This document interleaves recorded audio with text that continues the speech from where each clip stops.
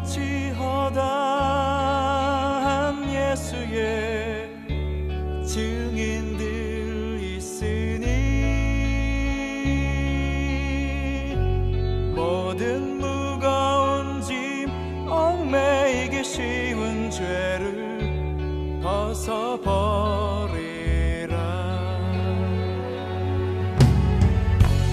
우리 앞에 펼쳐진 삶들을 믿음의 경주니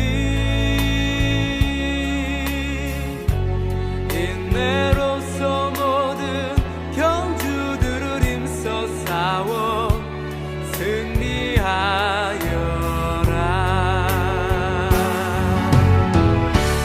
믿음의 본 되신 십자가 지신 주님, 어려움 닥칠 때마다 예수를 깊이 생각하자.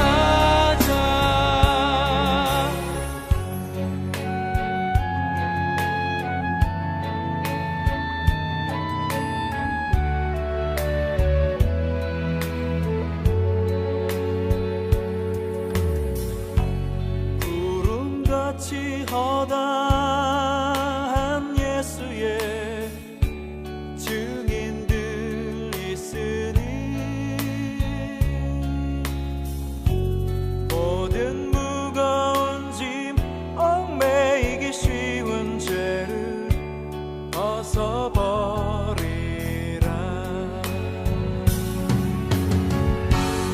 우리 앞에 펼쳐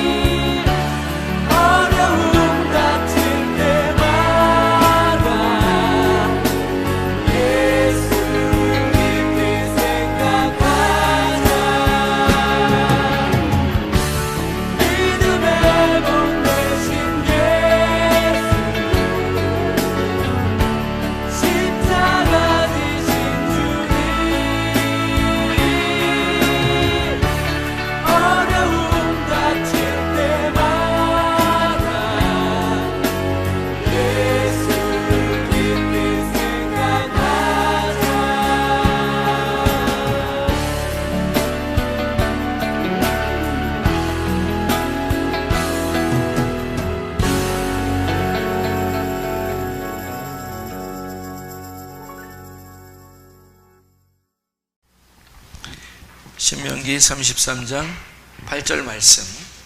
레위에 대하여는 일러스되 주의 둠밈과 우림이 주의 경건한 자에게 있도다. 주께서 그를 마사에서 시험하시고 무리발 물가에서 그와 다투셨도다. 아멘.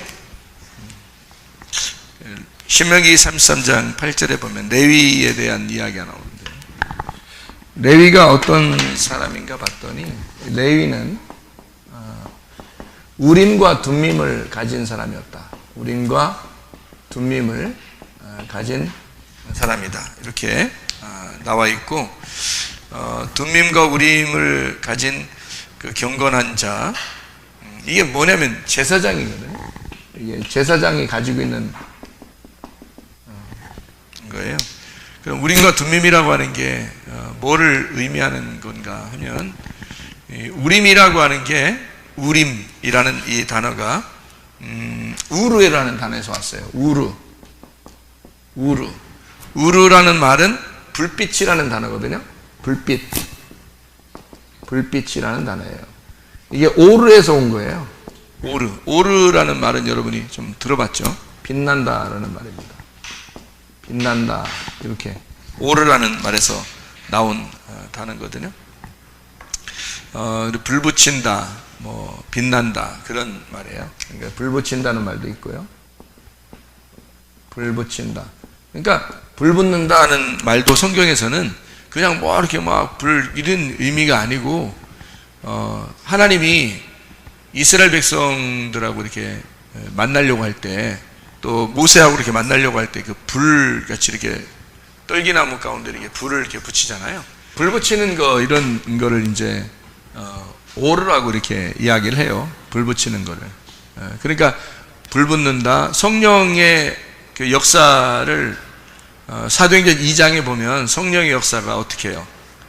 성령 역사가 불의 혀같이 갈라지면서 나타나죠. 그게 이제 이런 의미로 보이는 거거든요. 그래서 불이라고 이렇게 얘기하는 거고, 그러니까 불이다 혹은 빛이다 이렇게 할 때, 말씀이 빛이다 이럴 때도 불덩어리예요. 그게 이제 빛이라는 거죠. 그러면 빛이라고 하는 거는 뭐를 할 때 불덩어리가 나오고 뭐 할 때 빛이 나와요? 불은 뭐 할 때 쓰는 거지? 불은 뭐 해요? 요리 뭐 이런 식으로만 얘기하지 말고, 불은 요리할 때도 쓰지만 사실은 뭘 태우는데 쓰는 게 불이에요. 그러니까 불이라고 하는 어떤 의미는 태운다 이렇게 보일 수 있고요. 그 다음에 빛이라고 할 때는 불을 이제 빛이 이렇게, 왜 등불도 이렇게 켜면은 밤에 이렇게 환하잖아요, 그죠? 비친다, 빛이라는 것이 될 수 있어요. 그러니까 태운다는 말도 되고 비친다는 말도 되죠. 그러니까 태운다는 말은 태우면은 어떻게 돼요? 이게 태우면 다 재가 되고 이렇게. 그러면 지저분한 것도 막 태워버리면 어떻게 깨끗해지죠, 그죠? 그래서 이거는 소각한다는 말이죠. 소각한다, 태운다, 소각한다. 이거를 다른 말로 말하면은 심판이라고 볼 수 있어요. 그래서 불이 임할 때는 심판이 같이 와요. 그러니까 회개하는 것도, 회개하는 거는 막 회개할 때 여러분 막 기쁘게 막 이렇게 회개하는 사람 봤어요? 그런 게 안 하죠. 회개할 때는 막 운다고요. 왜 울어요? 가슴이 너무 아프기 때문에 그렇죠, 그죠? 그러니까 이게 태우기 때문에, 이게 심판이기 때문에 그 불을 받았다, 이게 회개가 된다는 말은 이게 불을 받았다, 그런 의미예요. 그래서 소각하고 심판한다, 그런 의미가 되죠. 그럼 빛이라고 하는 것은 어디에 빛을 비추죠? 빛이라고 하는 것은 어디에 빛을 비춰요? 어둠에 빛을 비춰요. 어둠에 빛을 비춰요. 그러니까 만약에 빛이 계속 있다면, 빛이 이렇게 있으면 뭐 등불 하나 들고 있거나 촛불을 켜거나 의미가 없죠. 자동차도 밤에 불을 켜지, 불 켜고 다니지, 낮에 불 켜면 보여요? 의미 없어요. 그냥 다른 거를 내가 보려고 자동차에 불 켜는 거 아니잖아요. 그러니까 뭐 나 자동차 간다 이렇게 해서 불을 켜놓는 경우는 있지만, 다른 거를 보려고 이렇게 자동차 불 켜고 그런 건 아니란 말이에요. 그러니까 밤에는 대신에 불을 꼭 켜야 되죠.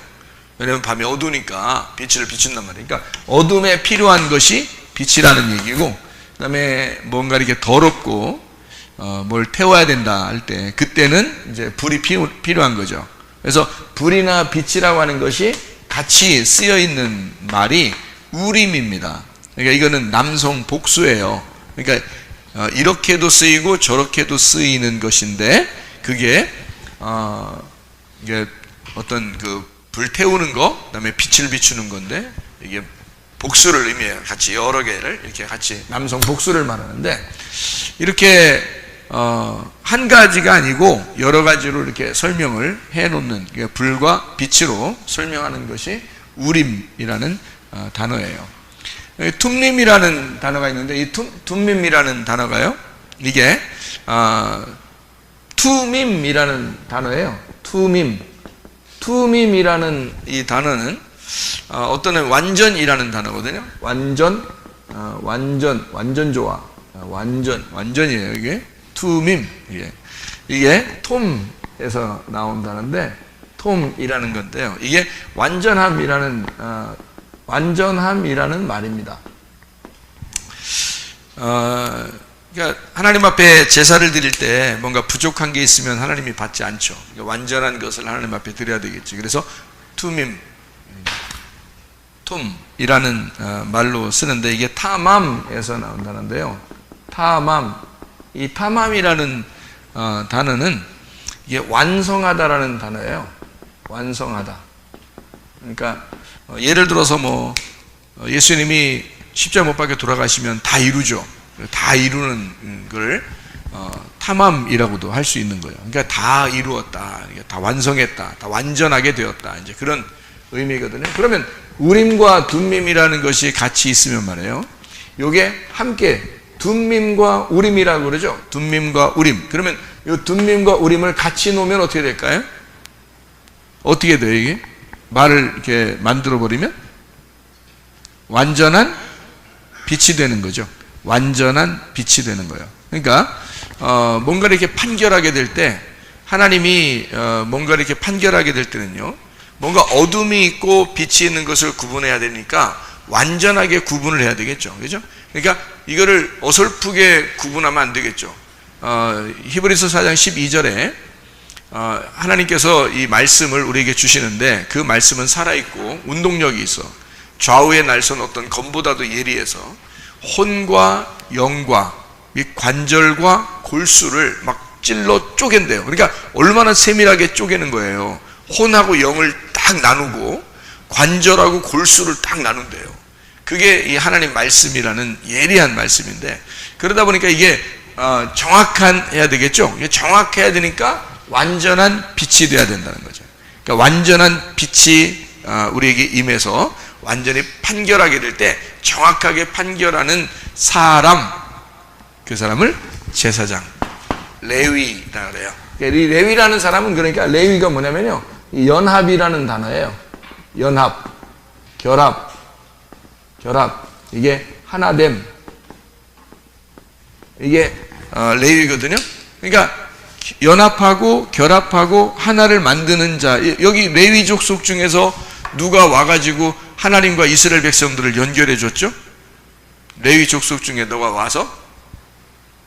모세지, 그죠? 모세가 와가지고 하늘에서 이제 내려온 것처럼 이제 그 광야에서 와가지고 이스라엘 백성, 애굽에 있는 이스라엘 백성들을 하나님하고 연결시키는 사람이 모세였단 말이에요. 그 모세가 어느 지파 사람이라고? 레위 지파 사람이라고. 모세가. 그러니까 하나님하고 사람을 연결시켜주는 그런 사람이었단 말이에요. 그게 이제 레위라는, 그러니까 레위는 우림과 둠밈을 같이 가지고 있는 사람이다. 여기에 제사장이고, 둠밈과 우림이라고 하는 건 뭐냐? 완전한 빛이다. 완성된 불빛이다. 이렇게 볼 수가 있는 거죠. 이게 두 개가 그러니까 나누어져 있는 거예요? 하나로 되어 있는 거예요? 하나로 되어 있는 거예요. 그러니까 이게 나누어져 있다고 보는 거는 이상한 거죠. 왜냐하면 왜 나누어져 있다 보면 완전함은 완전함, 빛은 빛 이렇게 하면 나눠져 있으면 안 되죠. 원래 이게 하나가 돼야 되죠. 그래서 완전한 빛이 돼야 되니까, 그 완전한 빛이라고 하는 거는, 그러면 요거를 완전한 빛이다 그러면, 자, 완전한 빛이다 그러면 이걸 뭐라고 볼 수 있나요? 완전한 빛이니까? 완전한 빛이니까 뭐라고 볼 수 있나요? 여러분이 말하는 게 다 답인데 뭐라고 볼 수 있냐면 이걸 진리라고 볼 수가 있죠. 그러니까 레위 족속은 제사장으로서 뭘 가지고 있어야 된다? 진리를 가지고 있어야 된다는 거죠. 그러니까 진리를 가지신 분이 누구예요? 예수님이죠. 그래서 이것은 예수님을 말하는 것이다. 자, 이해가 되겠죠? 무슨 말인가? 그러니까 예수님은 둠밈과 우림을 가진 자로서 그가 진리의 예수님, 진리의 영을 가지신 분이다. 그래서 완전한 빛으로 이 땅에 오셨기 때문에 어둠 가운데 빛을 비추셨다. 근데 불완전한 빛이 아니라 완전한 빛을 가지고 오셨다. 그 완전한 빛을 가지고 오셨으니까 어둠하고 어떻게 되겠어요? 둘이 싸우게 되겠죠. 그러니까 어둠이 있는 곳에는 예수님이 가면 싸우게 되는 거예요. 그렇죠? 그리고 그들을 어떻게 해야 돼? 완전한 불덩어리가 그들을 소각시켜야 되겠죠. 소각시켜야 되니까 어떻게 해? 그거를 태워버려야죠. 그럼 태우면 어떻게 되지? 죽는 거죠. 그러니까 예수님은 와가지고 뭐 살리러 오신 거예요? 죽이러 오신 거예요? 죽이러 오셨다는 말이 맞는 거죠. 그렇죠. 그러니까 완전한 불덩어리니까 그 주님을 만나게 되면 여러분은 여러분 자신들의 뜻이 죽어야 되는 거고, 예수님을 만나게 되면 여러분의 생각이 죽어야 되는 거고. 그렇죠. 그러니까 여러분의 그 육체는 죽고 예수님을 만나게 되면 예수님의 뜻이 여러분 안에서 세워져야 된다. 그러니까 둠밈과 우림을 가지신 분이 여러분 안에 들어오시면 여러분을 다 속속들이 육과 영을 나누게 될 것이고, 속에 있는 어둠과 빛을 나누게 될 것이다. 그것이 우리 주님이 하시는 일이다. 이제 이런 이야기가 되겠죠. 그래서 이게 그 완전한 빛 이렇게 할 때 그 완전한 빛이라고 하는 것은 어떤 의미를 얘기하냐면 빛이 완성됐다는 의미를 가지고 있겠죠. 그러니까 완성된 빛의 완성이라고 볼 수 있죠. 빛의 완성. 이게요. 이게 진리의 성령입니다. 진리의 성령. 이게 빛의 완성이에요. 이게 우림과 둠밈에 대한 우리에게 소개해주는 그런 내용인데요. 이 빛들이, 그러니까 빛들이요. 빛들이 다 이루어졌다. 이루어졌다. 그러면 이제 이거를 뭐라고 그러냐면 창조의 완성이라고 그러죠. 창조의 완성. 그러니까 영원히 아침이 되었다 그 말이에요. 그러니까 7일날 안식이 끝나잖아요. 창조가 6일날까지 하고 그 다음에 7일날 안식이 되거든. 그러면 창조가 이제 끝나는 거야. 그래서 안식하게 됐다는 말은 영원히 어떻게 됐단 말이에요? 아침이 되었다 그 말이에요. 그러니까 영원한 빛이 되었다 그 말이죠. 그러니까 이게 아침이에요. 아침만 계속 있다. 원래 여섯째 날까지는 저녁이 되면 아침이 돼서 첫째 날, 저녁이 되면 아침이 돼서 둘째 날 이렇게 되잖아요. 그런데 이것이 이제 안식일 날 되면은 저녁이 되면 아침이 되는 게 없어요. 그냥 아침으로 하루가 그냥 되는 거예요. 영원히 안식인 거지. 그게 아침인 거죠. 이렇게. 이거를 부활의 아침이다 이렇게 볼 수 있는 거죠. 그죠? 부활의 아침이다. 그래서 계속 아침이 계속된다. 이거를 안식이라고 이야기할 수가 있는 거죠. 빛이 이루어지고 완성됐다는 말은 빛이 충만하다는 말이죠. 빛이 충만하다. 빛이 충만하다 이렇게 볼 수 있죠. 그러니까 이 빛의 완성이라고 하는 이 빛이 충만하다 그러니까 빛이 어떻게 해요? 내 속에서 점점 더 많아졌다 이 말이죠. 그러니까 번성한다. 빛의 번성이다. 빛이 번성한다. 이렇게도 볼 수가 있겠죠. 그러니까 이게 요 말을 완전한 빛이라는 어떤 진리를 요 성령이 어떻게 돼? 내 속에서 점점 이렇게 풍성하게 되면 이걸 뭐라 그래요? 성령 충만이라고 그럴 수 있죠. 성령 충만. 자, 제가 이렇게 하나씩 쓰니까 어때요? 좀 쉽죠?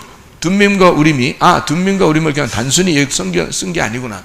이게 레위 족속들에게 준 둠밈과 우림은 바로 레위 자손으로 오시는 그 예수님. 다시 말하면 원래 유다 자손으로 오시죠. 예수님이 유다 자손으로 오신 예수님인데 모세가 레위 자손으로 왔어요. 그러니까 다시 말하면 예수님은 유다 자손으로도 오고 레위 자손으로도 오는 거예요. 예수님이요. 그래서 마리아가 어느 족속 사람이겠어요?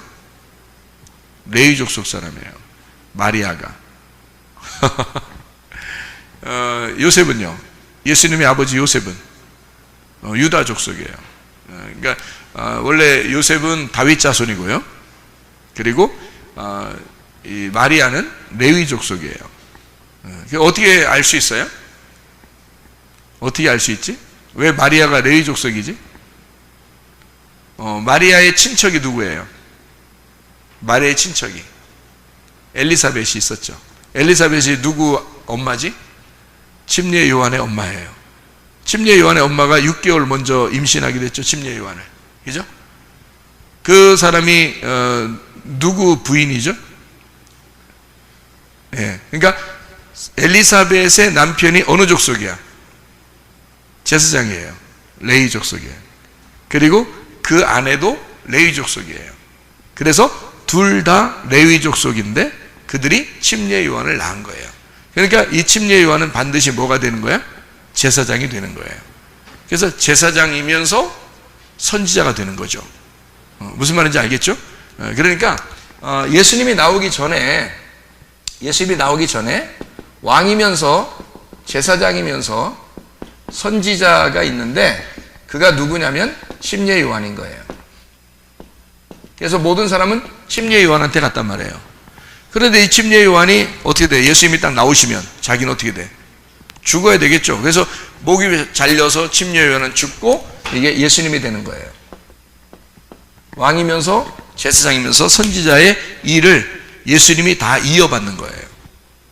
예수님은 어느 족속 사람이라고요? 예수님은 유다 족속하고 레위 족속의 예수님이다. 특별히 마리아의 뱃속에서 나왔죠. 아빠하고는 상관없죠. 그러니까 레위 족속에 가까운 거죠. 그러니까 레위 족속이 우림과 둠밈을 가진 제사장으로 영원히 완전한 빛을 가진 진리의 제사장으로 우리에게 오신다. 그런 말입니다. 이게 이제 누구를 말하는 거라고? 예수님을 말하는 거라고. 그러면 그 우림과 둠밈을 완전한 빛이라고 하니까 이것이 뭐라고? 진리라고요.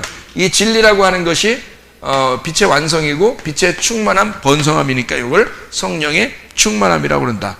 그러면 요 자체를 완전한 빛이라고 하는 이 빛이라고 하는 요걸 있잖아요. 빛이라고 하는 요거를 뭐라고 표현할 수 있는 건가요? 그럼 여기서는 뭐라고 표현할 수 있나요? 여기서 지금 뭐라고 했어요? 완전한 빛, 빛의 충만함, 요걸 성령 충만이라 했으니까 뭐라고 했어요? 빛을 뭐라고 표현해도 되는 거예요? 빛을 뭐라고 해도 돼? 성령이라고 해도 되겠죠? 네. 어려워? 어렵지 않죠? 어려운 표정들을 지면 안 돼. 어려운 표정들을 지면 목사님이 내가 말하는 게 좀 어렵나? 이런 생각이 들 거 아니에요. 여러분이 좀 쉬운 표정을 줘야 그래도 목사님이 쉽게 하는구나. 쉽게 얘기하는 건데 목사님이 일부러 어렵게 얘기하는 것처럼 그렇게 표정들을 지면 어떻게 해? 목사님이 쉽게 얘기하는 건데, 그죠? 그러니까 빛은 뭐예요? 성령과 같은 거죠. 그러면 요한복음 1장에 예수님이 자기는 말씀이다 그래요. 말씀인데 뭘로 임하셨다? 빛으로 임하셨다. 그 빛은 사람들에게 생명을 가져오는 것이다. 그러니까 이 빛은 곧 생명이고, 이 빛은 말씀이고, 이 빛은 생명이고 성령이고 빛이고, 이 빛은 생명을 가지고 말씀을 가지고, 그리고 말씀이 생명이신데 빛으로 임하셨다. 그러죠. 그러니까 이게 지금 같은 얘기 아니에요. 그죠? 빛인데 생명을 가졌는데 그게 말씀이야. 그게 성령님이라고. 그러니까 여기 이 말씀인 성령이 빛인데, 그러면 그 빛을 받으면 어떻게 돼요? 어둠은 빛을 영접하면 하나님의 자녀가 되겠죠. 그러면 성령을 가진 자만 하나님의 자녀죠. 그러면 생명이 있는 자만 하나님의 자녀란 얘기고, 그럼 아직 사망이 있는 사람은 하나님의 자녀가 아니란 얘기고, 말씀이 있는 자가 하나님의 자녀란 얘기죠. 그죠? 그러니까 이것을 영접하면 하나님의 자녀가 된다는 얘기예요. 그렇죠? 말씀을 가진 자 하나님의 자녀가 된다. 이렇게 볼 수가 있는 거죠. 그러면 하나님의 자녀를 가진 이 빛이죠. 이게 빛이 우리에게 불로 표현하기도 하고 빛으로 표현하기도 한다. 이렇게 이야기를 하는 것입니다. 이것이 완전한 불덩어리, 완전한 빛으로 우리에게 임하시는 주님이시다라는 얘기죠. 그러니까 예수님을 영접한다. 이게 성령님을 영접한다는 말이 똑같아요. 지금은, 그죠? 그러니까 말씀을 영접한다는 말하고도 같은 말이에요. 그것이 생명이 우리 안에 들어온다는 말하고 같은 말이에요. 하나님의 자녀가 되었다라는 말도 같은 말이다. 자, 우리 이제 이것을 성경을 두 가지로 몇 가지씩 한번 보고 마치도록 그렇게 하겠습니다. 열왕기상 7장 21절, 열왕기상 7장 21절, 7장 21절을 보면 뭐라고 되어 있냐면 이렇게 되어 있어요. 이 두 기둥을 성전의 주랑 앞에 세우되 오른쪽 기둥을 세우고 그 이름을 야긴이라 하고 왼쪽에 기둥을 세우고 그 이름을 보아스라 하였으며 라고, 그 밑에 이렇게 보면 야긴이라는 말을 번호가 써 있는데 밑에 보면 뭐라고 되어 있어요? 저가 세우신다는 말이 되어 있죠. 그 다음에 보아스라는 말에는 뭐가 되어 있다고요? 번호로 보니까 그에게 능력이 있다 이렇게 되어 있습니다. 그러면 야긴과 보아스는 야긴은 세우신다는 말이고 보아스는 능력이라는 말이니까 여기 합하면 어떻게 돼요? 능력으로 건축한다. 그래서 성전은 뭘로 이루어졌다? 하나님의 능력으로 세운 것이다 이렇게 되는 거죠. 그러니까 하나님의 능력으로 하나님의 능력으로 세운 집, 이걸 성전이라 이렇게 말하는 거죠. 이거를 성전 기둥으로 그것을 세워놓고서 말씀하시는 것이다. 출애굽기 4장 27절 출애굽기 4장 27절 한번 봐요. 27절 29절 한번 보면 이렇게 되어 있습니다. 여호와께서 아론에게 이르시되 광야에 가서 모세를 맞으라 하시매 그가 가서 하나님의 산에서 모세를 만나 그에게 입맞추니 29절에 모세와 아론이 가서 이스라엘 자손의 모든 장로를 모으고 이렇게 되어 있습니다. 그러니까 하나님께서는 모세를 아론이 준비되어 있으니까 모세 보고 가라고 그래요. 그리고 아론한테 또 하나님이 말씀하셔서 모세가 오니까 모세를 영접해라 이렇게 이야기를 해서 함께 이스라엘 그 백성들을 구원하는 그런 역사를 하게 되는 거죠. 이게 이제 모세와 아론입니다. 그러니까 모세, 아론 이렇게 함께 있어야지 이게 예수님을 설명할 수 있는 거거든요. 그래서 모세는 그 당시에 왕으로서 일을 하는 것이고요. 그다음에 아론은 제사장으로서 일을 하는 거죠. 그러면 모세와 아론이 왕이면서 제사장이 돼야 되니까 여기에 보니까 왕이면서 제사장은 누구예요? 예수님이라는 얘기죠. 그죠? 그래서 예수님을 제사장으로 우리에게 소개하고 있는 그런 장면입니다. 그러니까 모세와 아론은 둘이 따로 떨어져서 일할 수 있는 게 아니에요. 제가 성경을 보면서 의문 났던 게 하나 있었는데 그게 바로 민수기 12장입니다. 민수기 12장에 보면 민수기 12장이에요. 여러분 의문 날 거예요. 성경에 보면 참 의문 나는 게 하나 있었는데 민수기 12장에 1절부터 이렇게 보잖아요. 그러면 모세가 구스 여자를 이제 결혼을 해요. 구스 여자는 어떤 여자냐면 아프리카 사람입니다. 에티오피아. 그러니까 검다라는 단어를 가지고 있어요. 이 구스라는 게 검다라는 의미를 가지고 있어요. 그런데 이 검은 여자를 이렇게 부인으로 맞아들였다? 그러면 모세가 평상시에 가정생활이 순탄했다, 순탄치 않았다? 몰라요. 그거는 우리가 잘 모르는 거예요. 그거 괜히 상상하지 마시고요. 구스 여자를 그냥 취했어요. 뭐 아브라함도 여러 명 부인을 얻었으니까, 또 다윗도 여러 명 부인을 얻었으니까, 뭐 꼭 집안이 뭐 이렇게 부인들이 개판이라 이렇게 다른 사람을 얻었고 이런 의미가 아니고 모세가 어쨌든 구스 여자를 얻었어요. 얻었는데 하나님이 이제 구스 여자 얻으니까 이 하나님이 얻는데 막 못 얻게 하나님 막 막은 것도 아니고 그냥 뒀어요. 그랬더니 아론하고 미리암이 막 뭐라고 합니다. 모세한테 뭐라고 해요. 그러니까 모세는 또 한마디도 안 해요. 그러니까 한마디로 말하면 말 들을 짓을 했다는 얘기죠. 말 들을 짓을 했다는 거예요. 그러니까 모세가 아마 자기도 할 말이 있었으면 얘기를 했겠지. 너네 왜 그래? 뭐 이런 얘기도 했겠지. 근데 모세는 얘기를 못하니까 원래 또 말을 또 잘 못하고, 그러니까 말도 이렇게 좀 우둔하고, 이제 성경적으로 보면 모세는 말을 우둔하고 아론은 말을 참 잘했다 그렇게 이야기를 했거든요. 그러니까 말을 이제 못하고 이렇게 있으니까 누가 변호사로 나선 거예요. 그래서 민수기 12장에 보면 하나님이 변호사로 나서요. 그리고 뭐라고 얘기하냐면, 야, 니네가 뭔데 모세한테 그래? 그래요. 니네가 뭔데? 그러면 지금 여러분 지금 목사님들한테 뭐라고 하면은 니네 뭔데 목사한테 그래? 이렇게 하는 건 똑같은 얘기죠. 그럼 이제 그러니까 목사님들한테 무섭지. 그렇게 하기가. 목사 같지도 않은 목사들도 많은데. 자, 보세요. 목사 같지도 않은 목사들은 목사가 아니니까 진짜 목사한테는 그렇게 하면 안 되지. 근데 목사 같지도 않은 목사한테는 그렇게 해도 돼. 사실은 목사도 아닌데 어떻게 보면. 그런데 여러분 모세는 진짜 하나님의 종이거든요. 하나님의 부르심 받고 보낸 사람이에요. 이 사람이 몇 년 동안 훈련 받았어요. 40년 동안 훈련 받은 사람이에요. 누가 뭐라 그래? 누가 뭐라고 하면 하나님이 변호사로 나서는 거예요. 야, 니네가 모세를 알아? 니네가 모세를 알아? 이렇게 되는 거지. 니네가 모세를 알아? 모르지 뭐. 40년 동안 어떻게 지냈는지 어떻게 알아? 모세가 얼마나 외롭고 힘들고 그 집을 떠나 혼자 나그네 생활을 40년을 하면서 얼마나 힘들었겠어요. 그러니까 그가 그 고통 가운데, 그 고난 가운데 훈련을 받은 거예요. 그러니까 하나님은 모세를 인정하는데 사람들은 모세가 어떤지 모르는 거야. 그러니까 사람들은 막 비난해요.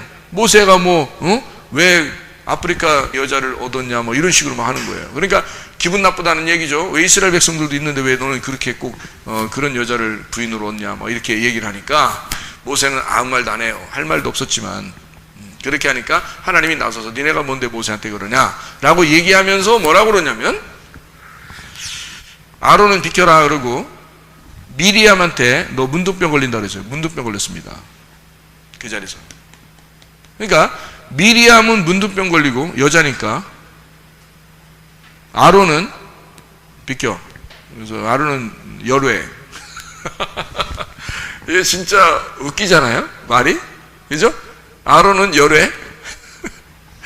둘이 똑같이 잘못했는데 아론은 열외, 미리암은 문둥병. 이게 말이 돼야 안 돼요? 말이 안 되죠.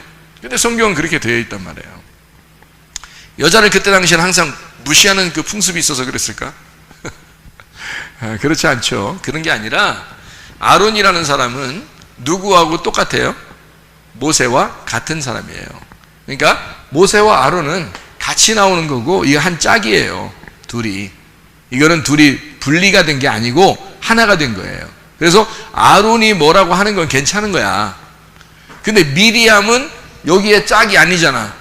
여기에 짝이 아니기 때문에 미리암은 잘못한 거예요. 둘이 하나면 괜찮은데 다른 사람이 뭐라고 하면 그건 잘못된 거라는 거지. 예를 들어서 남편과 아내가 둘이 결혼했잖아요. 그러면은 부인이 남편한테 좀 뭐라고 할 수도 있고 남편이 부인한테 좀 뭐라고 할 수도 있잖아. 그런데 다른 여자가 자기 남편한테 뭐라고 하면 돼, 안 돼? 안 된대. 저기서 안 된대. 안 된대. 저쪽에서도 자기 남편한테 다른 여자가 뭐라고 하면 안 된대. 그러니까 모세와 아론은 지금 어떤 관계냐면 하나의 부부와 같은 거예요. 하나가 된 존재고 왕과 제사장으로서 하나가 된 예수님을 설명하는 건데 미리암이 뭐라고 하는 건 안 된단 말이야. 미리암이 뭐라고 하는 건. 그래서 미리암은 문둥병이 걸리는 거예요. 그리고 아론은 괜찮고 이게요. 이것 때문에 그런 거예요. 그러니까 하나의 짝이기 때문에 그렇습니다. 예수님을 소개할 때 성경에서 이렇게 같이 소개하기 때문에 그런 일들을 하는 거죠. 그래서 모세와 아론을 두 감람나무라고도 해요. 이게 두 감람나무. 모세와 아론을 두 감람나무라고 이렇게 얘기도 하고요. 요한계시록에 나오는 그런 얘기죠. 요한계시록 11장 4절 이렇게 요한계시록 11장 4절. 왜 제가 성경을 여러분 찾으면서 이렇게 보여주냐면 성경이 그렇게 이루어졌기 때문에 그렇습니다. 요한계시록 11장 4절에 보면요. 그들은 이 땅에 주 앞에 서 있는 두 감람나무와 두 촛대니 이렇게 돼 있거든요. 그러니까 둘씩 돼 있는데 둘씩이라기보다도 두 감람나무, 두 등잔대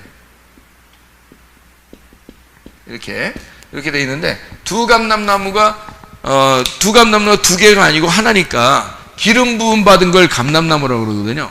그러니까 둘인데 기름 부음을 받았어요. 그러니까 모세도 기름 부음 받고 아론도 기름 부음 받았죠. 그래서 기름 부음 받은 자 둘, 이것을 모세와 아론. 그러니까 모세와 아론이 뭐 하는 사람이에요? 왕하고 제사장이죠. 이렇게 이게 누구를 말하는 거예요? 예수님을 말하는 거란 말이에요. 그죠? 그러니까 이 두 개를 말하는 게 아니라 이걸 하나로 말하는 두 감람나무가 둘이라고 하는 건 일부러 증인을 말하려고 하는 거거든요. 증인은 둘이라.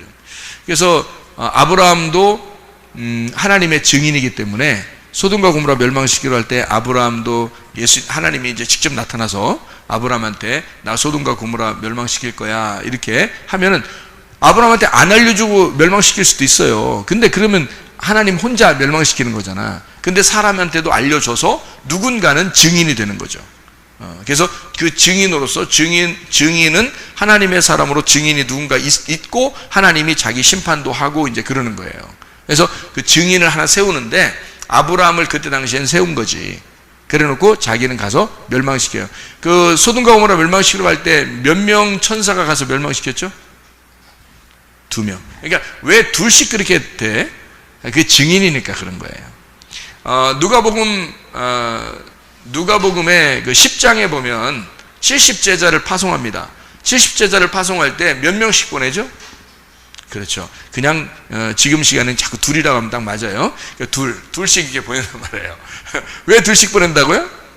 증인이니까. 사도행전 1장 8절에 보면 예루살렘과 온 유대와 사마리아 땅까지로 너희가 내 증인이 될 것이다. 증인, 그죠? 증인 항상 이렇게 승리하면서 나가는 거예요. 그래서 승리하면서 사진도 찍고 이렇게 승리하면서 나가는 거예요. 이렇게 증인은 어떤 사람이 어떻게 될 때 성령이 너에게 임하시면 너희가 권능을 받고 이렇게 예루살렘과 온 유대와 사마리아 땅까지로 너희가 내 증인 된다 할 때 그 증인은 한 사람이 아니라 둘이 돼야 돼요. 그러면 내가 이제 어디 전도를 갈 때는 나만 전도를 가는 게 아니라 누가 같이 있어야 돼? 예수님이 나랑 같이 있어야 돼. 그래서 둘이 같이 증인이 되는 거죠. 그러니까 예수님이 능력을 안 줬는데도 막 전도 나갔어. 그러면 전도 하나만 와요. 그거는 증인이 아니잖아요. 그러니까 예수님이 보낸 증인이 되려면 예수님과 그 사람이 같이 있어야지. 그래야 증인이 되는 거죠. 그죠? 예, 그래서 둘씩 꼭 이렇게 필요한 거예요. 자, 요게 이제 예수님이고 두 등잔 때는 둘이니까 증인이죠. 둘이니까 증인이고 등잔 때는 뭐예요? 촛대니까 이게 요한계시록 1장에 보니까 그걸 뭐라고 돼 있어요? 교회라고 돼 있죠. 그러니까 두 개의 교회인데 두 개의 교회가 아니라 증인의 교회라 이 말이야. 그러니까 요 두 개를 합쳐보면 어떻게 돼? 예수님과 교회가 이 마지막 시대의 두 증인이란 말이에요. 이해가 되겠어요? 그러니까 예수님과 교회가 지금 이 마지막 시대에 두 감람나무와 두 촛대를 말하는 두 증인이라 이거지. 그게 나오는 거죠. 이거 원리를 알면은 금방 이해가 되겠죠, 그죠? 원리를 알면. 원리를 모르면 근데 헷갈린 거지. 요한계시록 10장에 1절 한번 봐봐요. 내가 또 보니 힘센 다른 천사가 구름을 입고 하늘에서 내려오는데 그 머리 위에 무지개가 있어요. 그 얼굴은 해 같고 그 발은 불기둥 같다네요. 그럼 여기서 한번 찾아봐봐요. 뭐뭐 나오나? 다 봐봐요. 뭐뭐 나와요? 10장 1절에 뭐뭐 나와요? 계시록 10장 1절에는 뭐뭐 나와요? 구름이 나오죠 먼저. 네. 구름이 나오고 그 다음에 뭐가 나와요? 무지개가 나오고요. 무지개가 나오고 또 이제 해같이 빛나는 그런 게 나오니까 그 다음에 불기둥이 나오죠. 그러면 이제 딱 봐봐요. 뭐와 뭐가 딱 똑같이 나오나? 자, 우리 성경을 한번 찾아보죠. 창세기 9장 13절. 창세기 9장 13절. 창세기 9장 13절 봐봐요. 9장 13절. 뭐라고 돼 있어요? 내가 내 무지개를 구름 속에 두었나니 이것이 나와 세상 사이에 언약의 증거다. 이렇게 돼 있죠. 그러면 무지개는 뭐와 뭐가 있을 때 생기는 거죠? 구름하고 빛이 있을 때 생기는 게 무지개거든요. 그러니까 그 빛을 아까 뭐라고 그랬다고? 빛을 불이라고도 했죠. 그러니까 빛을 불이라고 했잖아. 이걸 개념을 모르면 여러분은 불은 불이고 빛은 빛이라고 생각해요, 여러분이. 그래서 제가 이거를 설명을 해주느라고 우림을 갖다가 오르에서 나왔다라고 해서 이걸 설명해 준 거야. 그러니까 불을 여러분은 빛이라고 보지 않고 나누어서 자꾸 본다고. 불덩어리하고 빛하고는. 근데 사실 성경적인 말로 봐서는 불하고 빛은 같은 거라는 거지. 무슨 말인지 알겠어요? 불하고 빛은 같은 것이다. 이렇게 볼 수 있는 거지. 그러니까 불로 표현할 때는 태운다는 얘기고 빛으로 얘기할 때는 비추어 준다는 걸 얘기하는 거예요. 환하게 해준다는 것을 얘기하기 위해서 그런 거죠. 예수님이 그 침례를 받으시는 그 예수님이요. 예수님은 뭘로 침례를 주신다고 그래요? 너희들에게 뭘로 침례를 준다? 불과 성령으로 침례를 준다 그러잖아요. 불과 성령으로. 그러니까 그게 무슨 얘기예요? 불이 곧 성령이고 성령이 곧 불이다. 그걸로 침례를 준다는 얘기예요. 그러니까 예수님은 뭘로 침례를 준다? 물로 침례를 주시는 분이 아니라 불로 침례를 주시는 분, 성령으로 침례를 주시는 분이라는 거죠. 그러면 성령과 불은 무슨 역할을 하는 거야? 성령과 불은 무슨 역할을 해? 불은 태우는 역할, 성령은 비추어 주는 역할. 그죠? 그래서 그걸 예수님은 어떤 분이시냐면 물로 침례를 주는 게 아니라 불과 성령으로 침례를 주셔서 불로서 너희를 껍질을 다 까버리고 그리고 태워버리고 그리고 성령으로 너희를 비추어 줘서 완전한 빛이 너희 안에 거하시게 만든다. 이게 이제 성령의 침례를 우리에게 주신다는 그런 얘기거든요. 예수님이 그렇게 주신다 하는 얘기예요. 그러니까 이런 내용들을 우리가 이제 보면 이해가 되겠죠. 그래서 구름 속에 무지개를 두었다. 그러니까 구름과 불 이렇게 설명해 주는, 구름과 빛 이렇게 설명해 주는 얘기죠. 그러니까 요거를 같이 말하면은 우림과 둠밈이죠. 둠밈과 우림이란 말이에요. 그래서 우림과 둠밈을 같이 이렇게 표현하는 거죠. 완전한 어떤 빛, 완전한 불빛 이렇게 표현하는 그게 무지개란 말이에요. 그러니까 그 무지개는 영원히 옛날부터 지금까지 계속 있어 왔으면서 그 무지개는 변함이 없잖아요. 그 구름과 빛이 같이 있으면 계속 무지개가 있는 거란 말이야. 그럼 그게 변함이 없어요. 그 변함이 없으니까 그걸 뭐라 그래? 언약이라 그렇게 말한다. 무지개 언약이라 그렇게 말해요. 변함이 있으면은 언약을 하면 안 되죠. 여러분 결혼할 때 결혼 서약하죠. 결혼 서약을 결혼 언약이라고도 하죠. 그럼 그 언약이라는 건 변하려고 하는 거예요? 변하지 않으려고 하는 거예요? 변하지 않으려고 그 언약하는 거예요. 그 서약에, 그 결혼 서약이라고 하는 거야. 그 서약을 하면 일단 변하지 않는 거를 전제로 하는 거예요. 그게 서약이라고요. 그러니까 성경에서 말하는 서약, 맹세, 언약 이 말은 하나님 쪽에서 변하지 않겠다고 하는 거예요. 그래서 그걸 무지개로 둔 거야. 소금도 마찬가지고요. 변하지 않겠다. 하나님 쪽에서는 변하지 않겠다는 그런 의미예요. 그것을 언약이라고 표현한 것입니다. 또 스가랴서 4장 11절 한번 보면요. 스가랴서 4장 11절 14절 말씀해 보면 스가랴서 4장 11절 14절 말씀 11절 14절 말씀 내가 그에게 물어 이르되 등잔대 좌우의 두 감람나무는 무슨 뜻입니까? 이렇게 물어봤어요. 그랬더니 14절에 이르되 이는 기름 부음 받은 자 둘이니 온 세상의 주 앞에 서 있는 자니라 이렇게 되어 있습니다. 그래놓고 이게 4장에 누구에 대한 이야기를 써요? 스룹바벨에 대한 이야기를 씁니다. 스룹바벨이요. 그리고 여기에 그 스룹바벨 이야기만 이렇게 쓰는 게 아니고요. 3장에 보면 여호수아에 대한 이야기를 써요. 그러니까 3장과 4장을 통해서 보니까 누구와 나와요? 여호수아와 스룹바벨이 나오죠. 이 여호수아와 스룹바벨이 나오는데 여호수아 스룹바벨, 자 여호수아 스룹바벨 이렇게 나오는 게 있는데 이게 이제 두 감람나무라는 거예요. 두 기름 부음을 받은 자라는 거니까. 이게 제사장이잖아요. 제사장. 여기서 제사장이라고 나와. 스룹바벨은 왕이라고 나와. 그럼 이게 다 뭐를 의미하는 거다? 똑같이 여기 있는 것을 여기 있는 얘기를 하는 거잖아요. 그죠? 그러니까 스룹바벨과 여호수아가 둘이 나누어진 게 아니라 그 둘이 두 감람나무, 두 기름 부음을 받은 자다. 이렇게 표현을 하고 있죠. 성경을 또 한번 우리가 찾아봐요. 그 출애굽기 40장 38절 말씀, 출애굽기 40장 38절 말씀.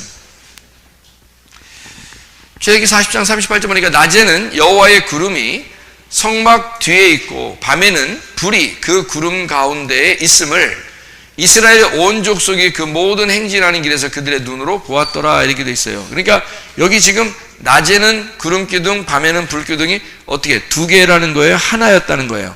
하나였다는 거지. 어떻게 이루어졌다는 거예요? 구름 속에 불이 있음으로써 하나로 이루어져 있다. 그래서 구름과 불이 같이 있는 거였어. 구름과 불이 같이 있었는데 낮에는 구름으로 이렇게 나오는 거고 밤에는 불로 이렇게 나오는 거예요. 그러니까 이게 구름 속에 불이 같이 있었던 거죠. 그러면 구름이 이제 우리로 말하면 뭘로 이루어진 거예요? 구름이? 구름과 불이라고 했으니까.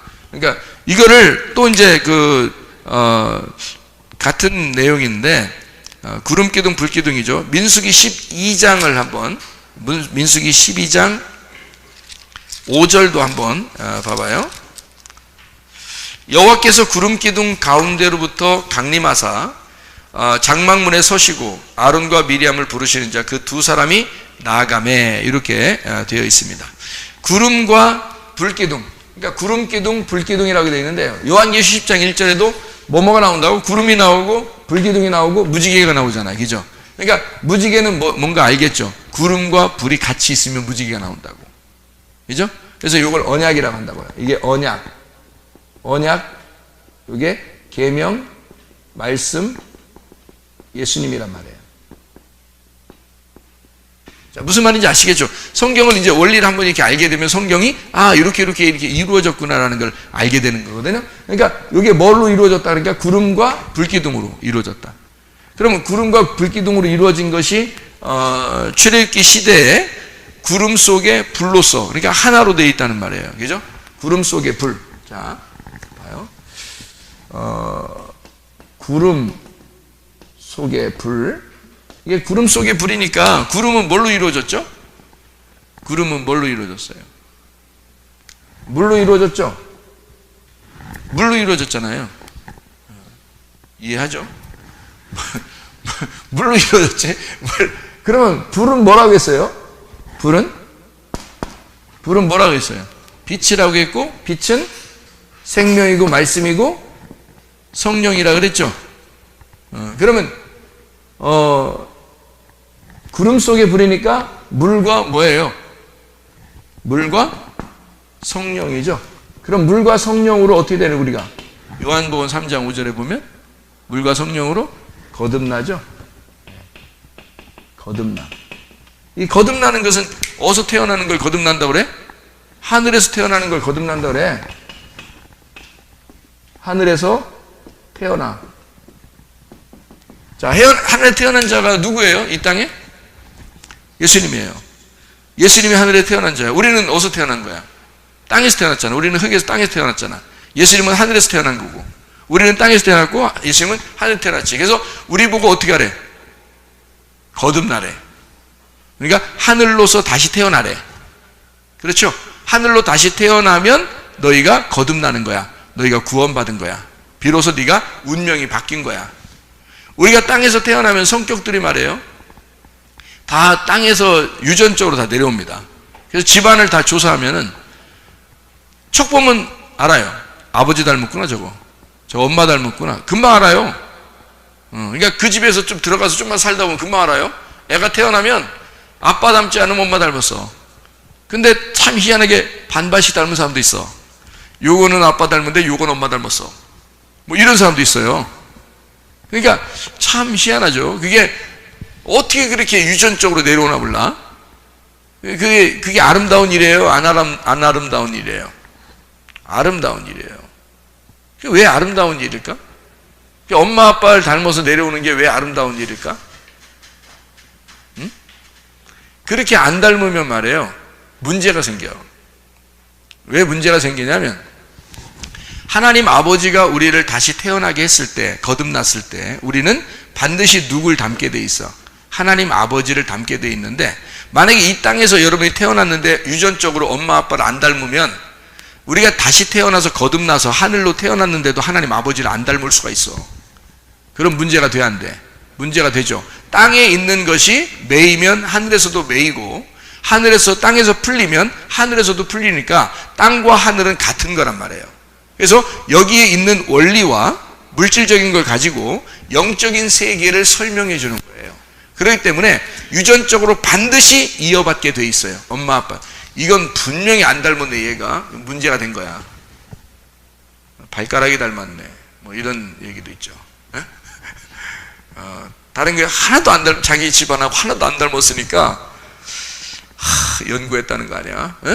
그래서 발가락이 닮았네. 이렇게 하고서 용납했다는 얘기 안 얘기죠? 그런 얘기도 있잖아. 그건 진짜 가슴으로 낳는 거죠. 가슴으로 사랑하는 거야. 그런 마음, 용서하는 마음으로 사랑하는 거예요. 자, 어쨌든 발가락이라도 닮아요. 발가락의 발톱이라도 닮아요. 그래서 우리가 거듭나서 하늘로 다시 태어났을 때는 하나님 아버지를 반드시 닮게 되어 있단 말이에요, 여러분. 하나님 아버지를 반드시 닮는다는 얘기는 뭘로 닮았다는 얘기예요? 예, 성령으로 위에서 태어났다는 얘기야.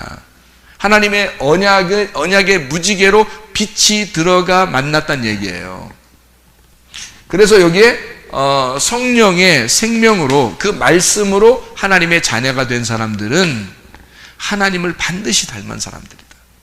하나님의 자녀다. 그래서 우리는 거듭난 사람은 땅의 자녀가 아니에요. 여러분 부모의 자녀가 아닙니다. 하나님 앞에 거듭난 사람은 우리는 반드시 하나님 아버지의 자녀예요. 그래서 여러분과 저는 하나님 아버지의 자녀로 우리가 거듭나려고 교회를 다니는 거잖아요. 그렇죠? 그러니까 우리는 거듭난 사람들이 돼야 돼. 땅의 사람이 아니고 우리는 하늘의 사람이다. 자, 우리의 가진 물질도 하나님 것이다. 우리가 살아갈 때 남편도 아내도 하나님 것이다. 거듭난 사람은 그렇게 반드시 되겠죠. 예, 부모님도 자녀도 다 누구 거예요? 하나님 것이다 라고 주장을 하지만 그게 아닌 것처럼 살아간다는 사람들이 많다는 거지. 그게 문제인 거지. 그러면 그렇게 문제가 있는 사람은 뭐 어떻게 됐다는 거야? 자기를 자꾸 어떻게? 죽여야 되겠죠. 자기를 자꾸 죽임으로써 땅의 삶을, 땅의 운명을 끊고 하늘의 운명으로 갈아타야 된다는 거죠. 그거를 거듭났다고 그래요. 그래서 땅에서 난 자는 땅에서, 하늘에서 난 자는 하늘로서 난 자다. 이렇게 요한복음 3장에 예수님이 설명하고 있는 거예요. 땅에 난 건 여전히 땅이다. 요한복음 3장 한번 봐봐요. 요한복음 3장 보면 땅으로 난 건 땅이에요. 육으로 난 건 그래서 육인 거고, 영으로 난 건 반드시 영으로 되어 있습니다. 그러니까 하늘로 난 거는 하늘로 되어 있어요. 거듭난다는 말이죠. 6절에 요한복음 3장 6절 말씀, 육으로 난 것은 육이요, 영으로 난 것은 영이다. 이게 같다는 말이 틀리단 말이에요. 틀리단 말이에요. 그래서 육으로 난 건 땅의 운명이고요, 영으로 난 건 하늘의 운명이란 말이에요. 그러니까 육은 육이고 영은 영이라는 거야. 그러니까 여기서 뭐라고 그래? 7절에 거듭나야 하겠다는 말을 놀랍게 여기지 마라 이렇게 되어 있어요. 바람이 임의로 불매 내가 그 소리는 들어도 어디서 와서 어디로 가는지 알지 못하느니 성령으로 난 사람도 다 그러하다. 자, 여기서는 물이라는 걸 뺐죠. 성령으로 난 사람이라고 한 거죠. 그죠? 여기서는. 그러면 여기 요한복음 3장 5절의 말씀에는 뭐라고 되어 있다고? 뭘로 거듭나야 된다고 했다고? 물과 성령으로 거듭나야 된다고 했다고. 그러면 요한복음 3장 5절에 물과 성령으로 거듭난다는 말을 이렇게 쓴 것은, 잘 봐요, 물과 성령이라고, 성령으로 거듭난다. 그러면 이 물이 뭐라고? 육이라고, 성령은 영이라고. 육은 땅에서 있는 거라고요, 영은 하늘로서 온 거라고요. 그러니까 예수님은 지금 거듭나는 것을 어디로부터 거듭나야 된다? 다시 태어나야 된다? 하늘로서 성령으로 다시 태어나야 된다라고 얘기하는 거예요. 여러분, 땅의 운명을 그러니까 여러분이 저주하지 말란 말이에요. 땅의 운명을 저주할 필요가 없어요. 우리는 뭘로 태어나면 되니까? 하늘로서 성령으로 태어나면 되니까. 성령으로 다시 거듭나서 태어나면, 그런 거듭남이 되면, 하늘의 운명으로 갈아타면, 하늘의 사람이 돼버리면 이 세상에 있는 건 끝난 거란 말이에요. 그러니까 성경은 그걸 지금 얘기해 주고 있는 거야. 성령의 사람도 어떻게 움직인다? 바람이 임의로 부는 것처럼 자유롭게 된다는 거죠. 자유롭게 된다. 그러면 육으로 태어난 사람은 어떻게 됐다는 말이야? 자유롭지 못하고 어떻게 되는 거야? 자유롭지 못한 걸 반대. 그게 자유롭지 못한 거니까 반대는 뭐예요? 그러니까 자유로운 거에 반대는 구속당해서 이게 뭐 구속했다, 구원했다 이런 말이 아니라 구속당했단 말이에요. 억압당했다 이거지, 그죠? 그러니까 뭔가에 매여 있는 거죠. 자, 신앙생활도 어떤 사람은 막 매여 있어. 매여서 신앙생활 한다고, 그죠? 율법적으로 신앙생활 한다고요. 그렇다고 자유라는 건 막 방종하라는 의미가 아니라겠죠? 방종이 아니야. 자기가 반드시 울타리라는, 교회라는 울타리를 거치고 성경이라는 울타리를 그 안에서 자유로워야 된다는 것을 얘기하는 거지. 어쨌든 억압된 데서 우리가 자유로워지는 것은 하나님의 성령이 우리 안에 임하시면, 하늘의 운명으로 갈아타면 사람이 자유로워진다. 근데 땅의 운명을 가진 사람들은 뭔가 억압돼 율법적인 삶을 살아간다. 그런 땅의 운명을 가진 것들은 이제 어떻게 돼야 돼? 그럼 물과 성령으로 거듭나야 되니까, 물은 땅에서, 성령은 하늘에서. 그럼 어떻게 돼? 물로 장사 지내야 되죠. 그 물로 장사 지내는 걸 침례라 그러는 거야. 그래서 그거를 죽음, 그 죽음을 반드시 경험한 자, 회개가 반드시 일어난 자가 성령으로 거듭나게 된다. 이렇게 되는 거죠. 그러니까 땅에서 완전히 죽은 자가 하늘로서 완전히 새롭게 태어난 자가 된다, 이런 말이에요. 그러니까 예수 그리스도가 언제 완전해지는 거야? 이 땅에서 십자가를 지시고 죽으시면 완전한 빛이 되는 거지. 둠밈과 우림이 되는 거죠. 완전한 빛 대신 예수 그리스도가 된다. 여러분과 제가 이 땅의 레위인으로, 그리스도인으로, 거듭난 자로, 제사장으로서 왕같은 제사장으로 살려면 둠밈과 우림을 같이 가지고 있어야 된다. 이것이 뭔가? 예수 그리스도라는 진리, 그 완전한 빛, 완성된 빛 대신 성령의 충만함을 가지고 있어야 된다. 그래야 주님의 사람이다, 이 말이에요. 기도하겠습니다. 우리 하나님 아버지, 사랑과 은혜를 감사를 드립니다. 아버지 하나님, 그리스도 예수 안에서 하나님 거룩하고 복되게 도와주시옵소서. 아버지의 성령이 충만한 사람 되게 도와주시고, 땅의 운명에서 벗어나 하늘의 운명으로 갈아타 거듭난 주의 사람들로서 우림과 둠밈이 우리의 속에 충만하고 성령 충만한 진리의 사람들로 살다가 주님 만나게 도와주시옵소서.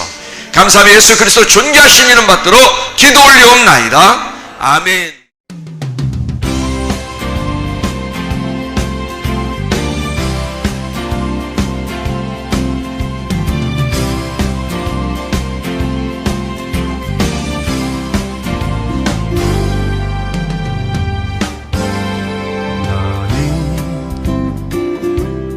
너머로 뻗은 나무 가지에 푸른 열매처럼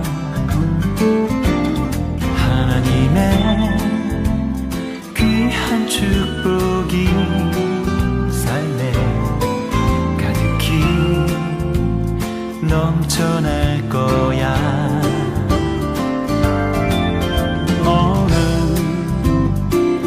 어떤 시련이 와도 능히 이겨낼 강한 발이 있어.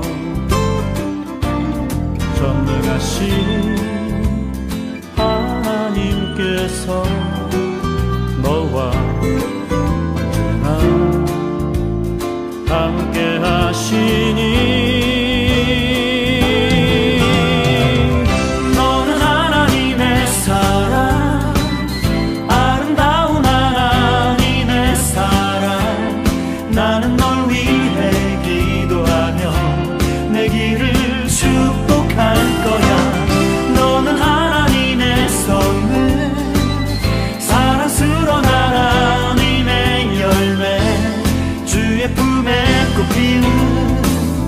나무가 되어줘.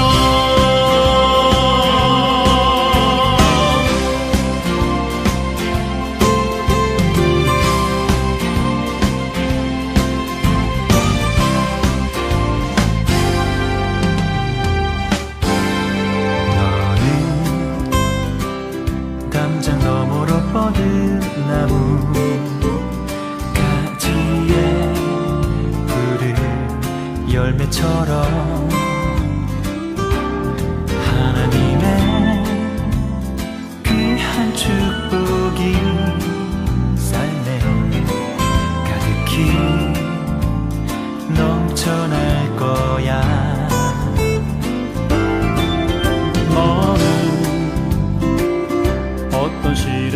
하나도 능히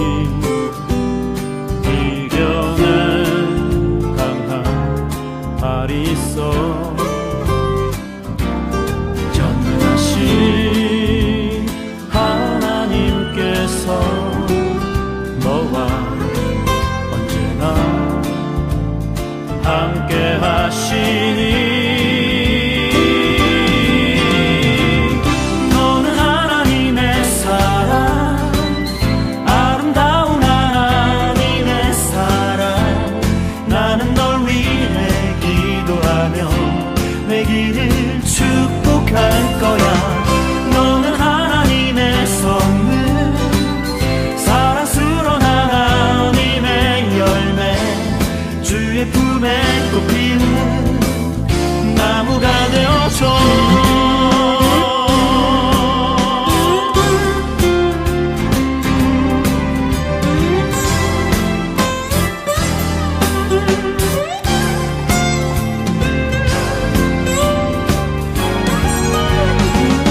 너는 하나님의 사랑, 아름다운 하나님의 사랑. 나는 널 위해 기도하며 내 길을 축복할 거야. 너는 하나님의 선물, 사랑스러운 하나님의 열매, 주의 품에 꽃피운 나무가 되어줘.